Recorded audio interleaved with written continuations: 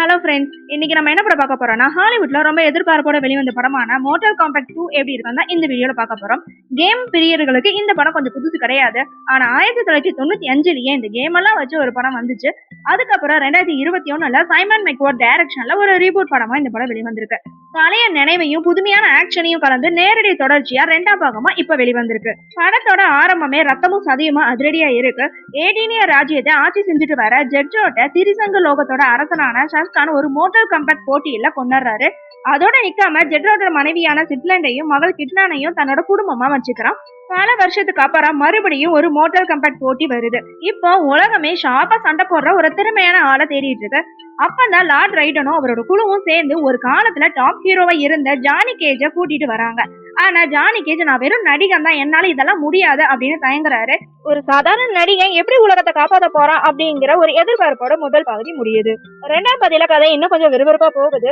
Johnny gauge தயங்கினாலும் சூழ்நிலை எல்லாமே அவரை கட்டாயப்படுத்தி சண்டை காலத்துல இறக்குது.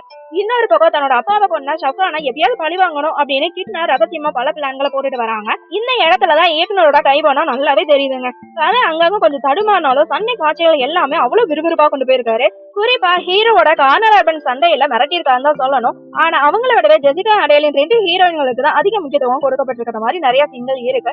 அவங்க செய்யற ஆக்ஷன் ஸ்டாண்ட்ல எல்லாமே ஸ்கோர் பண்ணிருக்காங்க. கிளைமேக்ஸ் முழுக்க அதிரடியா தாங்க இருக்கு. ஜானி கேஜ் எப்படி தன்னோட பயத்தெல்லாம் விட்டுட்டு ஷவுகானோட டீமையும் எதிர்த்து பூலோகத்தை காப்பாத்தினாரு அப்படிங்கறத உச்சகட்ட காட்சியா காட்டியிருக்காங்க. தமிழ் டப்பிங்ல வர வசனங்கள் எல்லாமே பழைய நாஸ்டாலஜிக் உணர்வை கண்டிப்பா கொடுக்குற மாதிரி இருக்கு. சண்டை காட்சிகளோட சேர்ந்து வர அந்த காமெடி டயலாக் எல்லாமே கிளைமேக்ஸ் இன்னும் கொஞ்சம் ரசிக்க முடிய கொண்டு போயிருக்கு.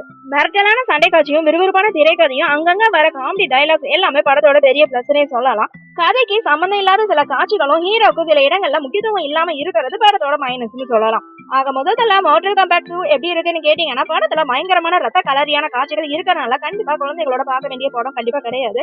ஆக்ஷன் பிரியர்கள் மட்டுமே பார்க்கக்கூடிய ஒரு பக்காவான கமர்ஷியல் என்டர்டைன்மெண்ட் மூவினே சொல்லலாம். ஓகே ஃப்ரெண்ட்ஸ், நெக்ஸ்ட் வீடியோல பார்க்கலாம். இந்த வீடியோ உங்களுக்கு பிடிச்சிருந்தா லைக், ஷேர், சப்ஸ்கிரைப் பண்ணுங்க. தேங்க்யூ.